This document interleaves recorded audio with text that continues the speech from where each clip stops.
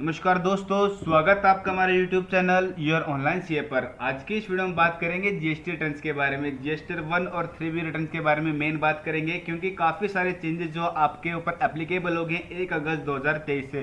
तो इस बार की रिटर्न जो आपको काफ़ी ध्यान से भरनी है, काफ़ी सारे चेंजेस हुए हैं, उसके बारे में बात करेंगे। सबसे पहले हम बात कर लेते हैं जो मेन चेंज हुआ है, जो आपका 1 अगस्त 2023 से जो चेंज हुआ है वो ई इनवॉइस का हुआ है, यानी कि जिसकी एग्रीगेट एनुअल टर्नओवर 5 करोड़ से ज़्यादा है जुलाई 2017 से अब तक, यानी कि 31 मार्च 2023 तक की जीएसटी में किसी की भी एग्रीगेट एनुअल टर्नओवर 5 करोड़ से ज़्यादा है तो उस पर ई इनवॉइस जो है एप्लीकेबल हो जाएगा। ई इनवॉइस के बारे में आपको जानना है डिटेल में कैसे बनाते हैं, तो उसके लिए मैंने अलग से वीडियो बनाई हुई है, उसका लिंक जो डिस्क्रिप्शन बॉक्स में डाल दूंगा, आप वहाँ से देख सकते हैं। एक्सेल यूटिलिटी से मैंने आपको बताया हुआ है कैसे आप ऑफलाइन यूटिलिटी से आसानी से सिर्फ 2 मिनट के अंदर आप आसानी से वो बना सकते हैं। तो किसी को ई इनवॉइस के बारे में जानना है तो मेरे चैनल पे जाके विजिट कर सकता है या फिर वीडियो के डिस्क्रिप्शन में वहाँ से देख सकता है। अब फिलहाल हम बात करते हैं फॉर्म DRC 01B की। DRC 01B को समझने से पहले मैं आपको जीएसटी पोर्टल पे लेके चलता हूँ, उस पर आपको कुछ मैं आपको दिखाता हूँ, उससे आपको ज़्यादा क्लियर हो पाएगा। तो सबसे पहले आपको जीएसटी पोर्टल पे आपको लॉगिन कर लेना है। लॉगिन करने के बाद आप आएंगे सर्विस के अंदर, आप आएंगे फिर रिटर्न्स के अंदर, फिर आपको आना tax liability and ITC comparison पे आपको क्लिक करना है। फाइनेंशियल ईयर में सेलेक्ट करता हूँ, फॉर एग्जांपल यहाँ पर 22-23 में सेलेक्ट करता हूँ। सर्च पे हम क्लिक करेंगे।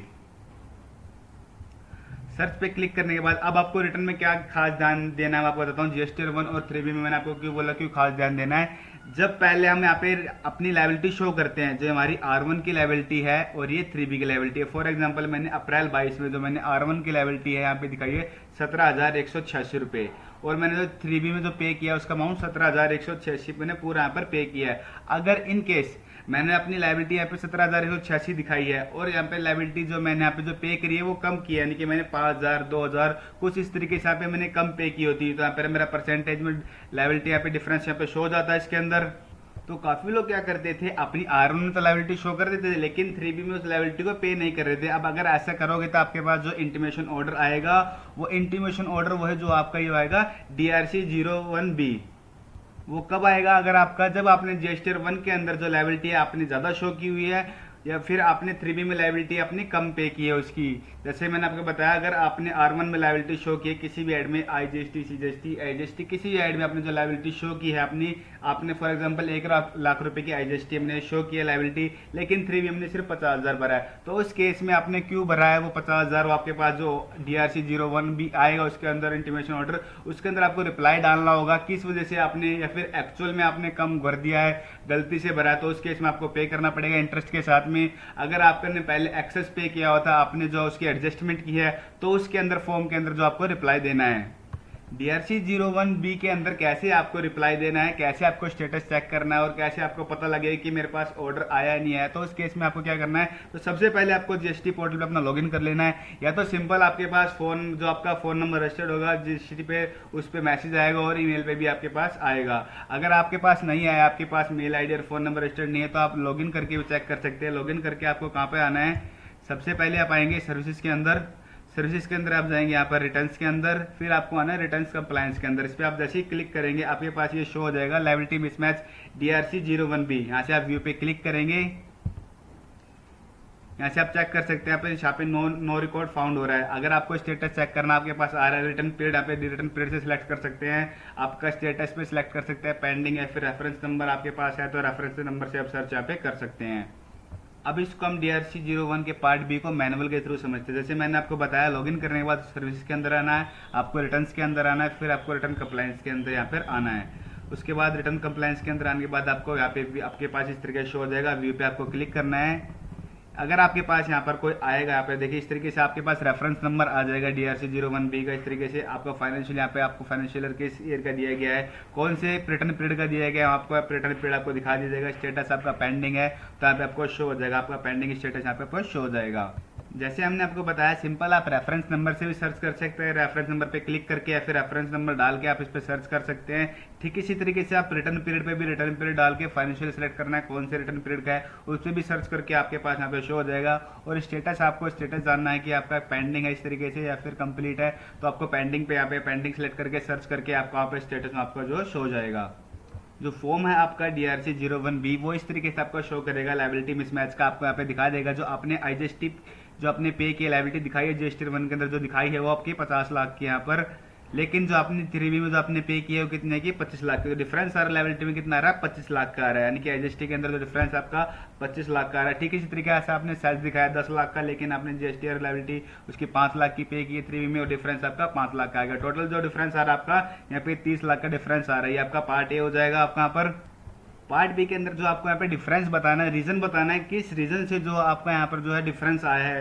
यानी पहला रीजन आपके पास यहाँ पे excess liability paid in earlier tax paid in form GST 3B। पहले रीजन आपका हो सकता है कि जो आपने 3B के फॉर्म के अंदर पहले आपने एक्स्ट्रा पे किया होता उसको एडजस्टमेंट जो हमने इस मंथ की है वो आपको यहाँ पे एक्सप्लेन करना होगा, किस मंथ का था, कितना अमाउंट आपने पे किया है, कितना आपने जो कम पे किया। इस तरीके से जो आपका पूरा डिफरेंस है आपको यहाँ पे प्रॉपर रीजन आपको यहाँ पे लिखना है। दूसरा रीजन आपको हो सकता है कि आपने जीएसटी 1 में गलती से तो टैक्स की लायबिलिटी ज़्यादा दिखा दी है, किसी वजह से आपने वहाँ पर कोई भी एरर क्लियर एरर हो सकता है, तो उसको जो हम अपने नेक्स्ट पीरियड में अपना ठीक कर लेंगे, वो रीजन आप यहाँ पे डाल सकते हैं। कुछ ट्रांजैक्शन जो आपकी अर्लियर पीरियड की हो सकती है, फॉर एग्जांपल फाइनेंशियल 22-23 में आपने जो कोई रिपोर्टिंग की थी आपने टैक्स लायबिलिटी की वो ज़्यादा की थी, कम की थी, उसको आप जो ठीक कर रहे हैं इस साल के फाइनेंशियल में, क्योंकि 9 जो रजिस्टर 9 आपकी जानी है उसके अंदर आपको करेक्ट आप रिपोर्ट दिखानी है, उसकी जो आपको नवंबर 23 तक आप उसके अंदर करेक्शन दिखा सकते हैं।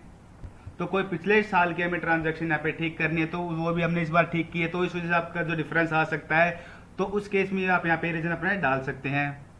या फिर आपको कोई भी अगर अदर रीजन हो सकता है, आप अदर रीजन में यहाँ पे टाइप करके अपना उस रीजन यहाँ पे टाइप कर सकते हैं। लेकिन आपका जो आपने एक्चुअल में आपने कोई मिसमैच किया है, यानी कि आपका एक्चुअल मिसमैच है, यानी कि आप जो R1 में जो लायबिलिटी दिखा रहे हैं लेकिन 3B में कम पे कर रहे हो, अगर एक्चुअल है तो उस केस में क्या है, आपको जो लायबिलिटी पे करने की वो कैसे किस के थ्रू करनी पड़ेगी, DRC 03 फॉर्म के थ्रू आपको जो पे करनी पड़ेगी। उस केस में जो आपको जो अपने यहाँ पे आपको सिलेक्ट करना पड़ेगा किस टैक्स पीरियड का है, कौन सा ऐड का आपने टैक्स वो जो है मिसमैच है, IGST CGST जो आपने उस पर इंटरेस्ट जहाँ पे बनता है इंटरेस्ट आपको वहाँ पे करना पड़ेगा। अगर किसी को DRC 03 वहाँ पे फॉर्म भरना नहीं आता है तो उसके लिए मैंने अलग से डिटेल में वीडियो बनाई हुई है, उसका लिंक भी डिस्क्रिप्शन बॉक्स में डाल दूंगा, आप वहाँ से देख सकते हैं। अपना रीजन डालने के बाद प्रॉपर इस तरीके से आपको यहाँ पे सिलेक्ट करना है, जैसे ओ फॉर्म को हम यहाँ पे कैप्चा यहाँ पे सिलेक्ट करते हैं, इसको सेव कर लेना है, डाउनलोड करना है, फिर आपको क्या करना है फाइल कर देना है, DRC 0B अपना जो फाइल कर देना है। आपको जो इसका रिप्लाई देना है विदिन 7 डेज के अंदर जो आपको रिप्लाई देना है। अगर आप इसका रिप्लाई नहीं करते हैं तो इस केस में क्या आपकी GST 1 जो है ब्लॉक हो जाएगी, आप आगे की GST 1 फाइल नहीं कर सकते हैं। देखिए इस तरीके से आपने नीचे दिखाया हुआ, अगर आप DRC 03 यहाँ पे फाइल कर रहे हैं तो उस केस में आपको रिप्लाई देना मैंडेटरी है। काफी लोगों के है आपने DRC 03 फाइल कर दिया तो लेकिन आपने रिप्लाई नहीं किया, लेकिन आपको वहाँ पे रिप्लाई करना है। रिप्लाई करके आपको देखिए इस तरीके से डालना है, आपको DRC 03 का यहाँ पे नंबर डाल देना, आपको इस तरीके से एयर नंबर आ जाएगा। आपको यहाँ पे टैक्स पीरियड डालना है, पे किस साइड में पेड किया सिलेक्ट करना है, कितना अमाउंट आपने डाला, इस तरीके से आपको यहाँ पे सिलेक्ट करके अपना इसका भी रिजल्ट आपको यहाँ पे फाइल करना है। फाइल करने के बाद आप इस तरीके से अपना स्टेटस चेक कर सकते हैं। आपके पास जो स्टेटस यहाँ पे कंप्लीटेड में चेक कर सकते हैं, इस तरीके से आपका स्टेटस कंप्लीट यहाँ पे लिखा हुआ आ जाएगा। अब इससे रिलेटेड कुछ क्वेश्चंस के बारे में जानते हैं। तो सबसे पहला क्वेश्चन आता है when can form DRC 0B file, आपको जो है कब फाइल करना है, यहाँ पे आपके पास जैसे मैंने आपको बताया कि GST 1 में जो आपने लायबिलिटी दिखाई है और GST 1 3B में जो आप लायबिलिटी पे कर रहे हैं उसके अंदर डिफरेंस आता है, यानी कि डिफरेंस यानी कि आपने GST 1 में एक्सेस लायबिलिटी शो की है और लेकिन 3B में आपने कम लायबिलिटी पे की है, तो इस केस में आपको GST 0B जो 1 आपको फाइल करना है। दूसरा क्वेश्चन आपके पास आता है कि GST 01B जो किसके ऊपर एप्लीकेबल है, ये किसके ऊपर, रेगुलर टैक्स पेयर्स के ऊपर including SCZ units and SCZ developers, casual tax payer and tax payers who have opt in और opt out of composition scheme. तो इन सभी पर जो है ये DRC 0B1B जो है एप्लीकेबल यहाँ पर एप्लीकेबल है। देखिए तीसरा क्वेश्चन जैसे मैंने आपको बताया था कि अगर आप DRC 01B आप फाइल नहीं कर रहे प्रीवियस टैक्स पीरियड का तो आपके पास क्या होगा, तो इस केस में क्या है, you will not able to file GST 1, तो आप उस केस में क्या है आप GST 1 जो अपनी फाइल नहीं कर सकते हैं। अगला क्वेश्चन है हमें कैसे पता लगेगा जो आपके पास आया हुआ कैसे इसका रिप्लाई सबमिट करना है। जैसे मैंने आपको बताया आपके पास नॉर्मल SMS भी आ सकता है फिर और आपके पास मेल के थ्रू भी यहाँ पर आएगा, और जैसे आपको लॉगिन करके मैंने आपको बताया था सर्विसेज के अंदर, रिटर्न्स के अंदर, फिर कंप्लायंस के अंदर लायबिलिटी मिसमैच DRC 01B वहाँ से आप चेक भी कर सकते हैं। अगर किसी का पोर्टल पे GST पोर्टल पे फोन नंबर या फिर मेल ID रजिस्टर्ड नहीं है, अगर उसको अपना चेंज करना है किसी अकाउंटेंट का या फिर किसी चाहिए का ऑलरेडी वहाँ पे रजिस्टर्ड है उसको अपना वहाँ पे डालना है, तो उस केस में खुद से चेंज भी कर सकता है। उसके लिए भी अलग से मैंने वीडियो बनाई हुई है कैसे आप खुद से मेल ID और फोन नंबर चेंज कर सकते हैं GST पोर्टल पर, उसका भी जो वीडियो का लिंक है मैं डिस्क्रिप्शन बॉक्स में डाल दूंगा, आप वहाँ से देख सकते हैं। साथ ही आपको जीएसटी पोर्टल पे एक चीज़ का खास ध्यान रखना है, आपको जो है रिकन्सिलेशन बना के रखनी है R1 की, 3B की और 3B और 2A और 2B की आपको रिकन्सिलेशन बना के रखनी है। आपका किसी भी साल में कोई भी किसी में डिफरेंस आता है किस वजह से है, तो आपका प्रॉपर रीजन होना चाहिए आपके पास। अगर किसी वजह से आपका नोटिस आ भी जाता हो तो उसको रिप्लाई आप आसानी से कर सकें। जैसे आप सिंपल आसानी से चेक कर सकते हैं कि आपको जैसे मैंने बताया था, रिटर्न्स के अंदर जाके टैक्स यहाँ पे कंपैरिजन शीट आपको ये खोल लेनी है अपनी। इस पे अपनी R1 और 3B का तो अपना पे शो हो जाएगा, जो भी मैंने पूरी लायबिलिटी शो की है R1 के अंदर मेरी 80,403 की है और मैंने पूरी पे यहाँ पर की हुई है। अगर आपका किसी मंथ में कम या ज़्यादा है तो उस केस में आपको प्रॉपर रीजन बना लेना है कि किस वजह से है, या फिर अर्लियर टैक्स पेयर का कोई भी है। अगर आपने पहले से ही गलती से कोई आपने गलत दिखा दी तो इस केस में आप DRC 03 खुद से फाइल करके यहाँ पे उसको जो अमाउंट यहाँ पे डाल सकते हैं। अब बात करते हैं यहाँ पर देखिए 3B की और 2B की। हमने जो 3B में इनपुट लिया और 2B में मेरा जो इनपुट यहाँ पे शो हो रहा है, जो मैंने पहले मंथ अप्रैल पे लिया है 13,346 का लिया, लेकिन जो 2B मेरा शो हो रहा है 12,420 का पे शो हो रहा है। जो मेरा शॉर्टफॉल है यहाँ पे 926 रुपये का शॉर्टफॉल हो गया, लेकिन मेरे अगले मंथ में ये पूरा हो गया है। तो आपको रीजन यहाँ पे सेलेक्ट कर लेना है कि किसी भी मेरा बिल रह गया था अगले मंथ यहाँ पे शो कर दिया है। जो भी आपका रीजन हो सकता है आपको टोटल यहाँ पे चेक कर लेना है ये डिफरेंस। अगर आपका ज़्यादा डिफरेंस आ रहा है तो उस केस में क्या आपको प्रॉपर रिकन्सिलेशन यहाँ पे बना लेनी है। आपको काफ़ी आसानी मिलेगी। अब ITC कंपैरिजन शीट से आप चेक करके बना रहे हैं तो काफ़ी आसानी मिलेगी, आप आसानी से यहाँ पे चेक कर सकते हैं। ये आपको अलग अलग लायबिलिटी शो करता है, आपको मंथली भी देख सकते हैं। आप अगर आपको टैक्स वाइज देखनी है तो इस तरीके से आप टैक्स वाइज देख सकते हैं, IGST, CGST, HST जो आपकी लायबिलिटी है। इस तरीके से आप आसानी से सारे एक टेबल एक बाय एक करके यहाँ पे आसानी से यहाँ पे चेक कर सकते हैं। साथ ही में अगर किसी को पेमेंट करनी है, फॉर एग्जांपल जैसे आपको मैं डैशबोर्ड पे यहाँ पे लेके चलता हूँ, यहाँ पर डैशबोर्ड पे हम आ जाते हैं।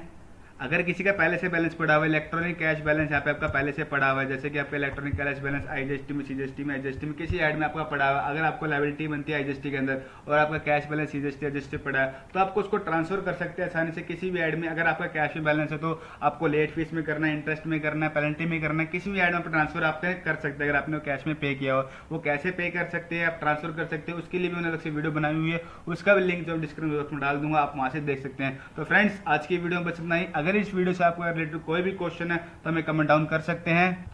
और ये वीडियो आपको अच्छी लगी हो तो प्लीज़ वीडियो को लाइक करें, चैनल को सब्सक्राइब करें। Thank you.